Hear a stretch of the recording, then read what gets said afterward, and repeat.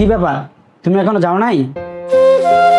হ্যাঁ, যাওয়ার কথা ছিল, যাই নাই। কেন যামু? আমারে তো যাইতে কইছে, তোমারে তো বলে নাই যাইতে। আমারে তো ফোন দিছে। আচ্ছা তুমি বলো তো, তোমারে কি ফোন দিছে যাওয়ার জন্য? তাহলে ওই বাড়িতে কেন যামু? সেটাও ঠিক বলছো, কিন্তু আমাকে তো কেউ ফোন দেয় নাই। তবু তো তোমাদের বাড়িতে অনুষ্ঠান, তোমার যাওয়া উচিত সমাজ রক্ষা করার জন্য।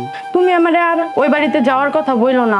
ওই বাড়িতে তো তোমার একবারও বলার প্রয়োজন মনে করে নাই, তাইলে আমি ওই বাড়িতে কেন যামু? দেখো সুমি, আমি যদি ওই বাড়িতে না হওয়া যায় তাতে কোনো সমস্যা নাই, কারণ ওই বাড়ি তোমার নিজের বাড়ি, ওইখানে তোমার যাওয়া উচিত। আরে তুমি আমারে কি বলতেছো? তোমার বাড়ি আমার নিজের বাড়ি, আর বাবার বাড়ির কথা বলতেছো? ওটা তো কখনো আমার নিজের বাড়ি না। তোমার কি মনে আছে কিছুদিন আগে ছোট বোনের বিয়া গেল?